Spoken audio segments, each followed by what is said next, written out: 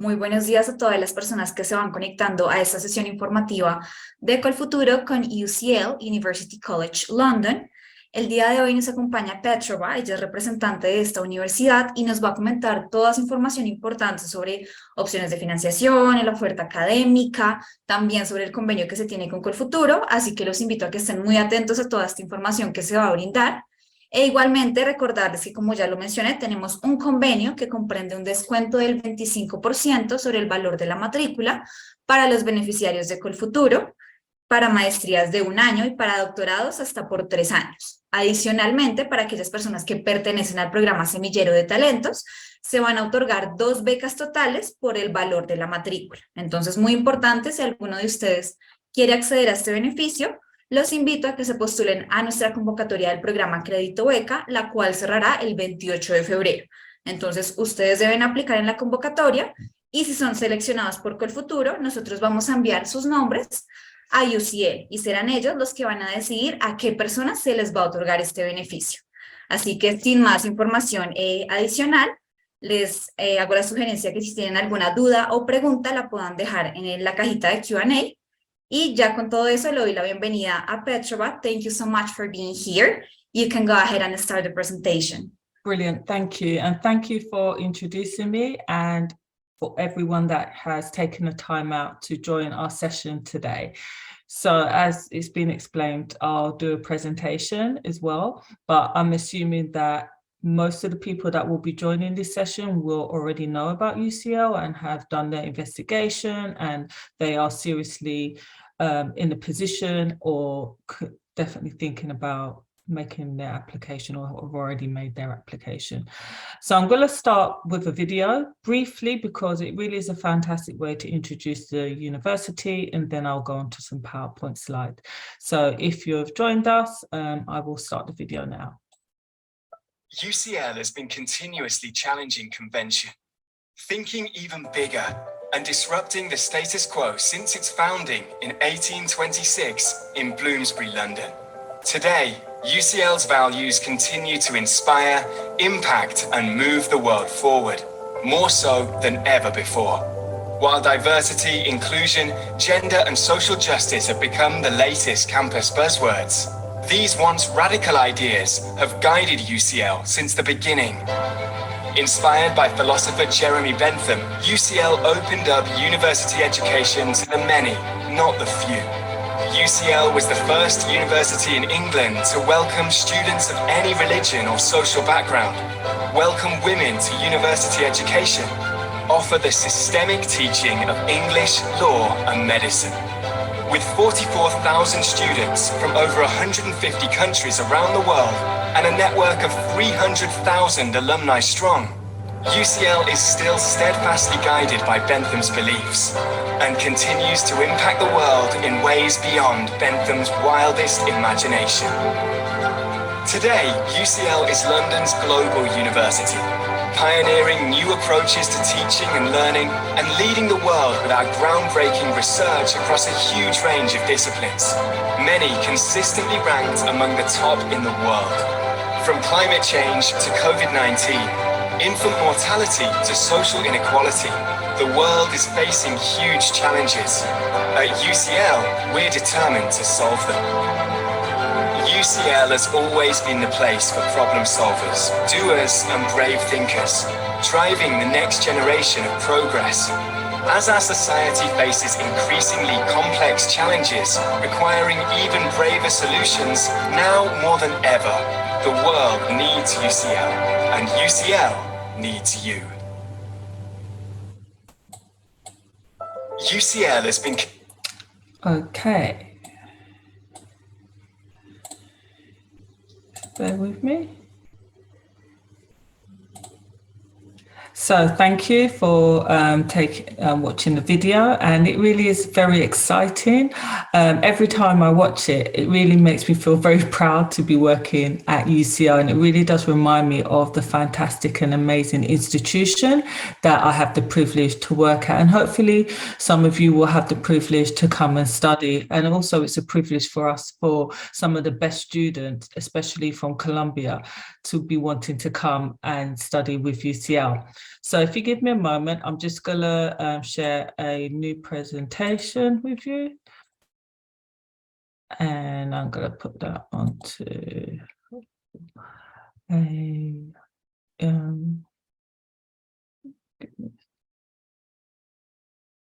right, so I'm starting.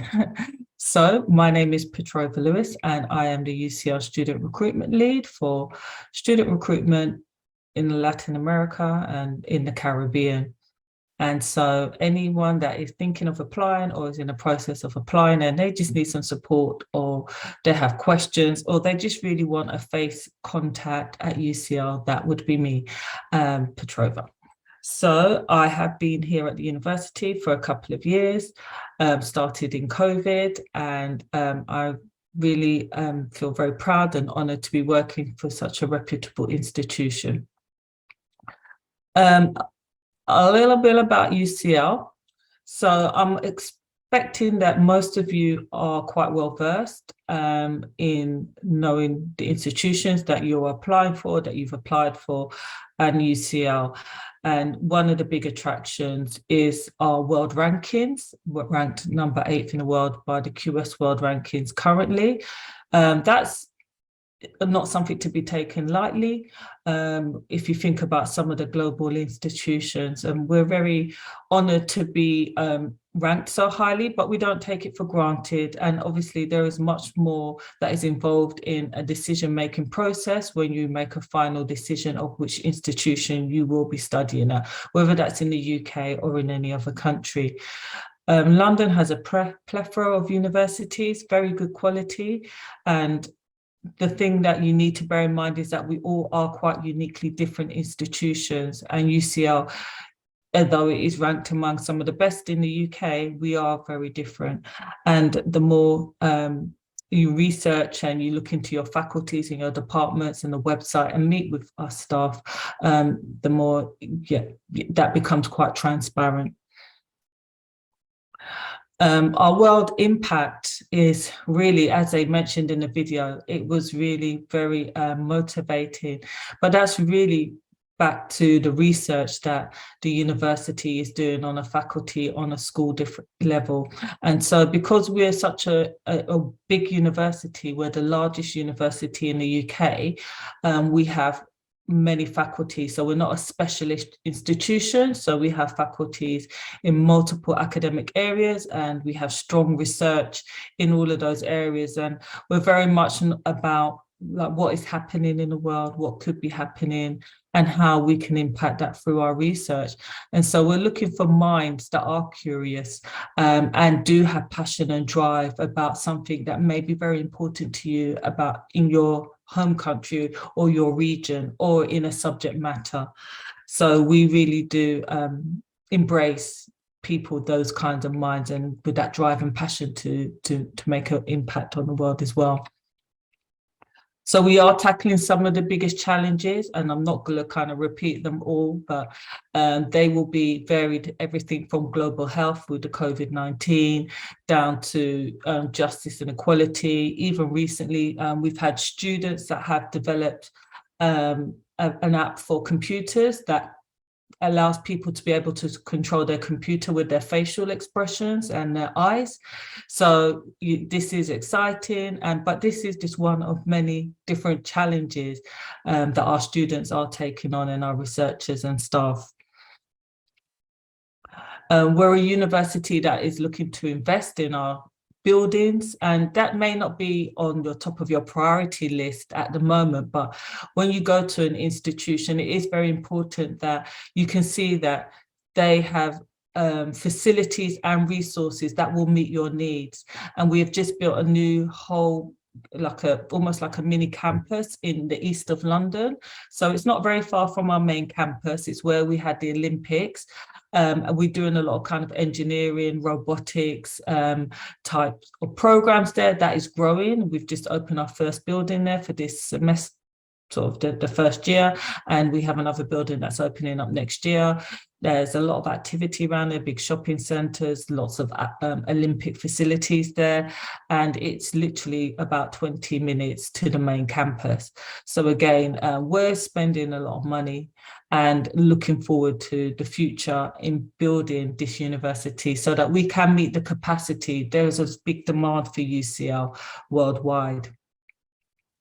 One of the things that I do like to mention is that we are an institution, that wants to be carbon neutral by 2024 and 100% powered by renewable energy. These are the things that are, I would say, even though we're an institution, these are things that are very close to our heart. And so we're looking for people who want to join us that really embrace this and want to contribute to this as well. So these are really important for us. They're not just buzzwords and they're not just statements that we have. This is how we want to live and breathe as a university. Life at UCL, there'll be lots to do. I mean, it's in the centre of London, so it is very, very exciting place to live.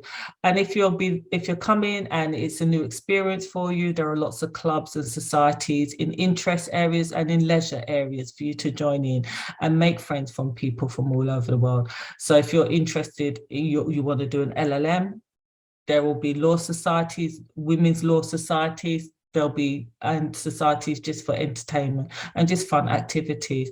Usually Wednesday afternoons are carved out for social activities with our student union.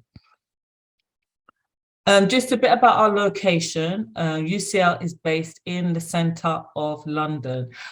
In this map, you can see a little white flag there in the corner. That is UCL. We are walking distance from the British Museum, Royal Courts of Justice. We are also surrounded by other universities around us, our hospital, University College Hospital. But most importantly, we're also near King's Cross train station and St Pancras International, which, if anyone knows, is where you catch the train that will take you to mainland Europe. So if you fancy going to Paris for the day, you can. But London is just our campus is not like an American campus where everything is enclosed. It is an open campus. So we have buildings and you might need to walk down the street to another building. But that is what makes it a bit more of a unique experience and makes you feel like you are in London, you are part of this community and you're not kind of isolated in a sort of an academic institutional bubble of a campus. Like we said, we have 44,000 students. We just literally closed our applications for our undergraduate programs and we had 77,000. So that just gives you really an indication of the volume of applications that UCL receive. And we do look for not only the best, but those that are the most compatible for our institution. 53% of our student population are international students. So as we said in the film, that we were one of the first universities to start really embracing people that were different and people from abroad and women into education. And it has stuck with us and we're very proud of that. There are plenty of UK students there, so you will get to meet and mix with UK students and people from all over the world. Though we are the largest university, it is a very tight-knit community, especially within your faculty and within your program. So you will have that kind of a bigger connection to the community, but also you won't feel like you're a bit lost in the crowd. You will be part of a smaller group. Life-changing opportunities beyond the classroom is really important, just to highlight that there are lots of things to get involved with outside of your academia, especially those that want to further their career in London. We have a great career service, and also if you're applying currently to come to the UK, there is a visa application you can apply once you've graduated to stay on for a bit longer, for a couple of more years to work in the UK, which would be a great opportunity to get some work experience. But these things can change and evolve. So at the moment, the government are allowing it, but you always need to keep an eye on that. I mentioned a bit about our clubs, but I'm going to skip past this for the moment. I mentioned about our careers as well. UCL attracts some of the best employees in the world that will come to our careers event and are seeking to employ people that have graduated from UCL. So it does look quite, it's good on the CV, but also we have a fantastic career service if you want to maximize your opportunities in the short space of time that you're there. So I would always say prepare in advance before you come to the UK, so you know and you're quite targeted, and then tap into the resources of the university to really help you push that through. We do look after our students, as all universities should do, but you'll get a personal tutor. We'll have a postgraduate officer and a doctorate school for student research, and wellbeing advisors and counsellors there to give you information. You're not supposed to know everything when you get there, but we have a beautiful student centre in this picture, and in there you can access all our counsellors, our advice services, anything to help your life easier in the UK, whether you're worried about your finances, or whether you're missing home, or whether you need more support with your academics. This is the place to go, and there is always support there. Just have to let people know. So I just want to make sure that we get on to something related to the scholarships.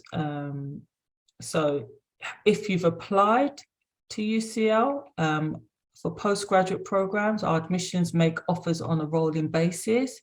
So as soon as applications are submitted and they're completed and we have your references, then our admissions team do review those, and it's usually about a 10-week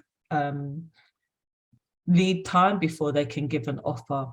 So please note that our admissions team do not give offers if they have not received your references. So please make sure if you are applying that you've asked the person to give your reference and that they have submitted those on a confidential email online.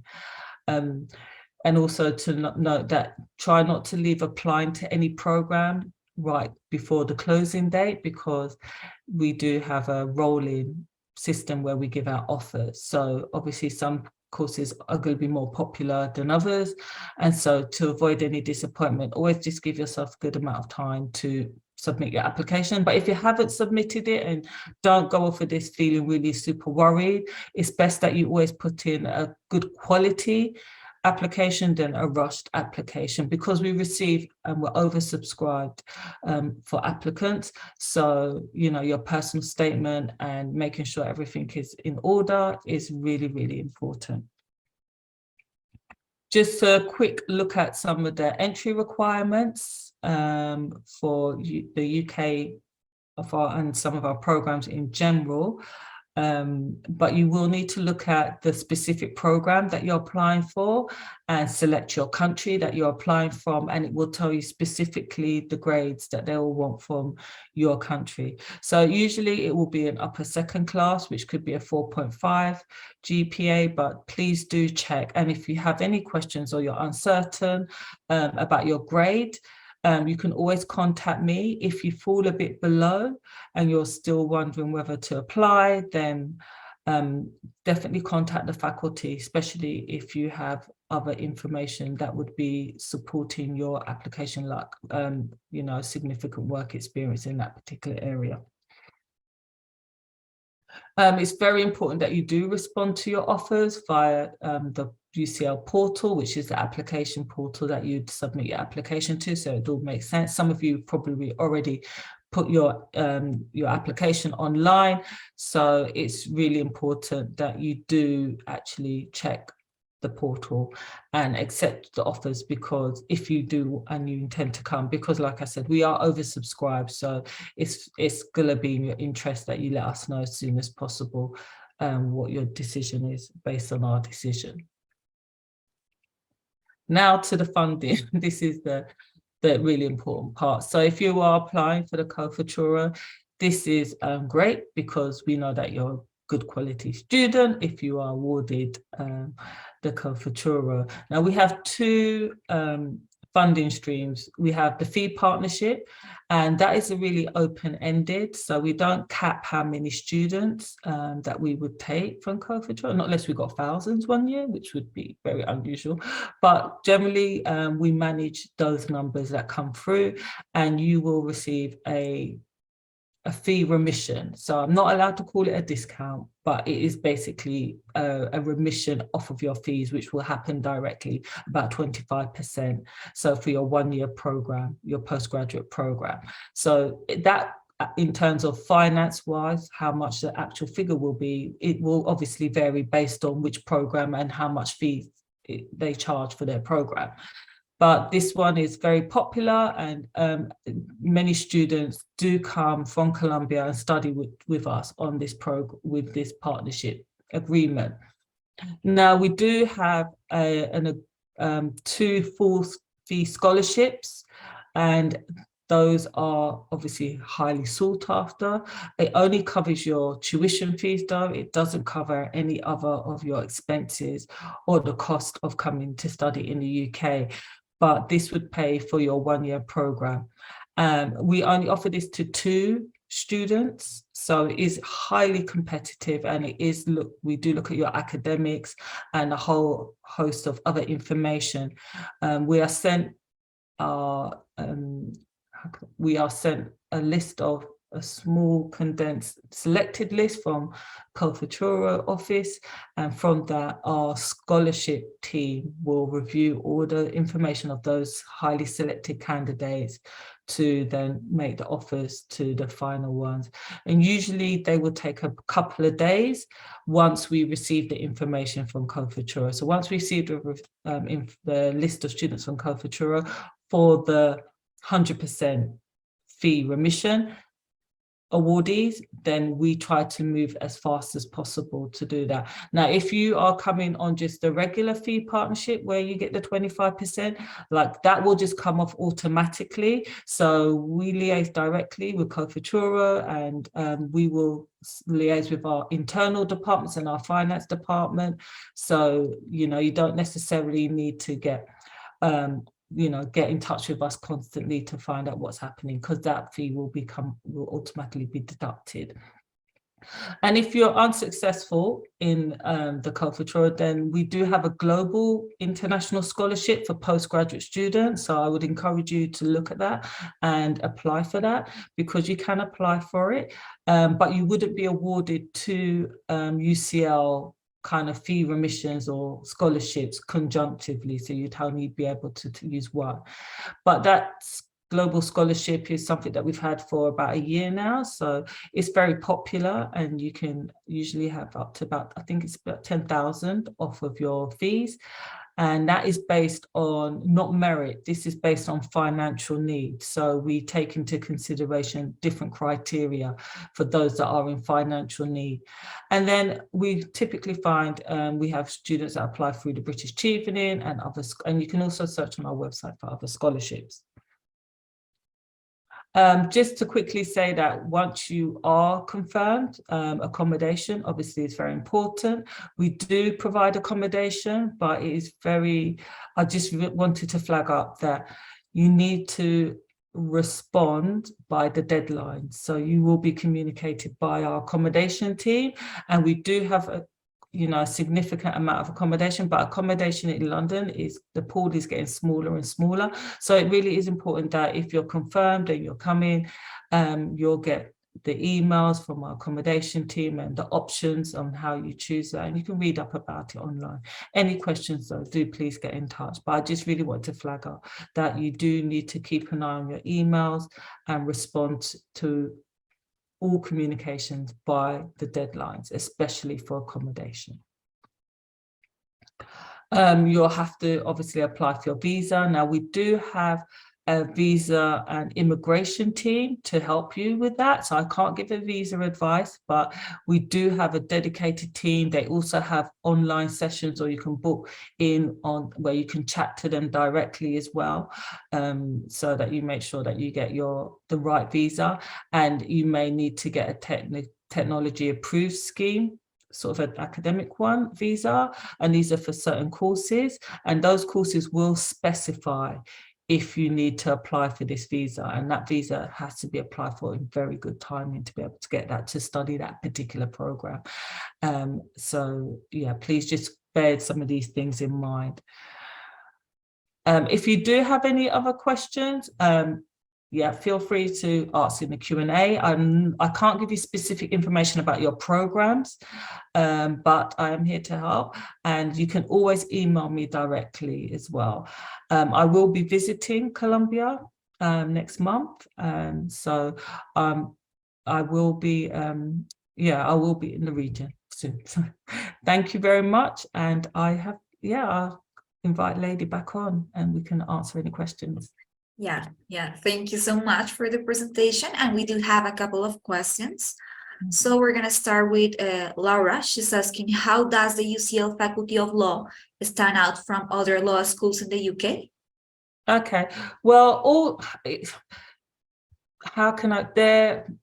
there are lots of law schools, and I think what you need to take into consideration is the rankings, the research that they're doing, because different universities will be doing different types of research. Some universities will be very specialized in certain areas of law. So it depends on what area that you want to practice in. So that may be maritime law, it may be commercial, international commercial law. So I would say you basically look at the modules and look at the specialisms and what options do you have to study the specialisms that you want to study.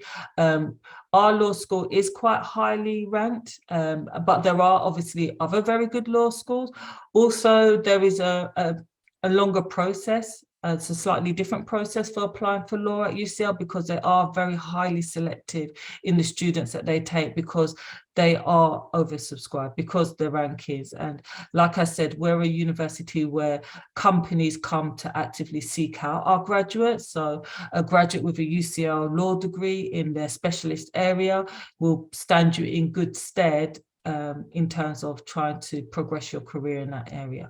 But I would always say, look at the research that they're doing, look at their specialisms, look at the modules, and does that correspond with what you want to study in law? Good, thank you. We're going to go with Sergio. He's asking, if I have a conditional offer for English requirement, can I apply for housing with UCL? Yeah, you'll still get the emails. So if you do, yes, 100% reply. The English requirement, you just need to make sure that you meet that in time to convert your offer from a conditional into an unconditional. So admissions will advise you on that directly, but yes, you should be able to still go forward with your accommodation. Good. We're going to go with Laura. She has two questions. The first one is, do you have a personal statement review service? No, we don't, because we get literally thousands and thousands of applications. So we don't review. That's something you'd have to do separately yourself, or if you're applying through an agent, then sometimes they're quite helpful with looking through your statements. But usually our agent will only do that if they are managing your whole application process. Good. And the second question is, what can make a student stand out to obtain the 100 Semillero Talentos scholarship? That's a really hard, it's a good question, and I'm sure it's a question that is on everybody's mind. It is very hard because we only offer 2, and it is basically assessed on your academic merit and ability and in that region. So it's not, so they will be looking at different criteria. So it is the co-futura team that will select their best candidates. We don't do that. So we're given a very small number, and then from that number, they are usually the best of the best of the best. So it's not easy for me to say, okay, it will be, you know, we decide on X, Y, Z, and then therefore we eliminate, you know, that small number down to 2. So we do look at your grades. We look at things like the ranking maybe of your university. We will look at things like your work experience or any voluntary work or any prizes or awards that you have won or any publications that you have contributed to. And not that anything is deemed higher than the other. So we just look at all of those factors, and our scholarship team in their wisdom will then select the 2 best that they feel, but it isn't really based on financial need. It's all to do with your academic once it gets to us. Good, thank you. We're gonna go with Aaron. He's asking, how does the Brexit affect the mobility and the internship in UK? Sorry, how does Brexit affect, sorry? Yeah, the mobility and the internships. Okay, it doesn't, I mean, if you're looking for internships in the UK, I mean, it doesn't impact that. Most master's programs at UCL do not include internships because our master's programs are only 1 year. There are few, so if you are looking for work opportunities, you can potentially apply for an additional visa once you graduate, and that will allow you to stay and work within the UK for up to 2 years. Like I said, that can change in a heartbeat with the UK government. But if you want to travel to Europe, then you just need to see if you need to get your visas or things, because because we have the Brexit now, you know, it's not as fluid in terms of just jumping across to the border. So yeah, you just need to check those things in terms of mobility. Like, just because you're studying in the UK, it doesn't give you rights to then decide, okay, I want to spend 6 months in Paris now. Good. But you can check, we have a visa and immigration team, and they will be very well versed to give you any guidance. So don't just see this as, oh, I can't do anything. Like, if it's something that you're really desiring and passionate, then just do the research, contact our immigration and visa team with your specific questions, and they can definitely give you very clear, concise and information, because I'm restricted by our government rules and legal rules in what information I can give you regarding mobility and visas. Good, thank you. We're gonna go with Magda. She's asking, I'm sorry. My program requires 2 referees. Can I add an additional recommendation letter? If yes, how can I do that? We wouldn't normally require an additional letter. I mean, as long as you have your 2 referees, that would be good enough. But there is on the portal, I'm sure there is a part where you can add additional information, like if you was uploading your CV. So you could put down, if it was like maybe something from your employer, but it wouldn't necessarily, should I say, it wouldn't necessarily have a lot of weight into the decision-making process. Okay, good. We're gonna go with Santiago. He's asking, is it possible to work as an architect in the UK with a Colombian degree while studying a master's or after graduation? If you're going to be studying a master's in the UK, one of the architectural programs, this is going to be really intensive. It's going to be full on. I mentioned earlier that our programs are only 12, they're only 1 year. And usually you'll have to do a thesis or a dissertation in that, as well as doing all your modules. So the likelihood of you being able to work as an architecture as well would be quite challenging. You can work on your student visa in the UK. Again, I would direct people to our visa and immigration team that can advise, but usually you can work up to maybe about 21 hours within specific time frames within your program. So I would say double check with them and they can advise about that. You can work after graduation if you secure the graduate visa. So there is a visa for graduates to be able to stay on. And if you secure a role, you can use our career service to help you if you've got experience. Now, I can't say whether your current degree would qualify you to be able to work as an architecture. I'm not a careers advisor in that specialist field, so I couldn't advise that. But you can work as a student. You need to check the regulation on the student visa. It will tell you specifically, you need to contact our immigration service just to make sure that you don't break outside of our compliances. But I would say that anyone studying a master's at UCL, it's going to be very difficult to be able to balance the demands of a professional role. And I'm not sure how many part-time architectural jobs are going, whether you're doing freelance, and then, yeah, it can get quite complicated. So Okay. I'd have to pass on that. Good. We're going to go with Jennifer. She's asking, what about language requirement for international students? Yeah, we do have quite high English language, but it will vary depending on your program. So we take the IELTS and TOEFL. And if you go onto the program page that you're, like the program that you're interested in, and you look at the entry requirements, there will be a link there that will tell you, take you to a page that will specify exactly what grades you need for English. So you will definitely need it, because we're teaching in English. You're acquiring an English qualification.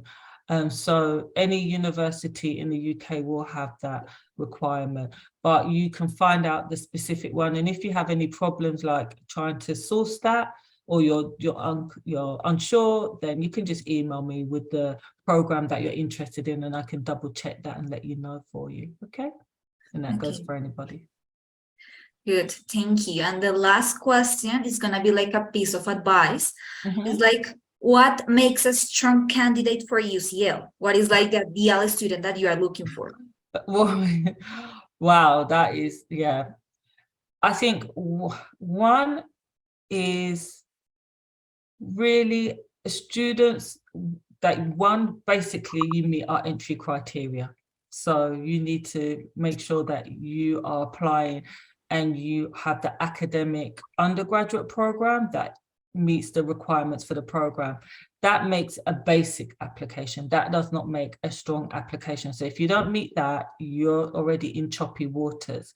I would suggest also is that when you read the program page, if you scroll right down to the bottom, it tells you what the school or the faculty is looking for from an applicant. And sometimes people don't read that. They go straight into their statement and they don't even read what the school want. So you need to be able to articulate and answer that in a way that really demonstrates who you are, your personality, your passion, why you want to study at UCL. So you need to, before you even start your supporting statement, it's really important that you go through our website. Remember, I talked about us being a carbon neutral, using renewable energy. Just have a read about the research that they're doing in your faculty, a bit about the school, have really a cohesive understanding of the institution, because I mentioned earlier that there are lots of good institutions in the UK, but we're all very different. And so if you understand that, you understand when you're writing your application, who you're writing to. It's like you know that person and you want that person to know you. So you need to be able to demonstrate. And it is very hard. How do you do that? You don't want to go off in a tangent, but you need to be able to show that you strongly really want to come to UCL. Why? What are your reasonings, and really what you can offer to the institution as well. Like I said, you know, we're trying to tackle big challenges, and we want people that have, you know, we say disruptive thinking not just outside the box on a tangent, but really in a constructive and collaborative and be able to demonstrate that articulately. Okay, thank you so much, Petrova. So I know that we already have questions. So my invitation is that you contact Petrova in the email that we have on the slide, because those are like specific questions. So that would be my advice. Also, if you have questions regarding Colfuturo, you can contact us in our email, josefuturo@colfuturo.org. So thank you so much, everyone. Thank you again, Petrova, for your time. Thank you so much. And have a wonderful day. Thank you so much. Thank you, everyone, for joining. I really appreciate it. And everyone that asked questions as well. They're all important. Thank you very much and goodbye. Thanks. Bye.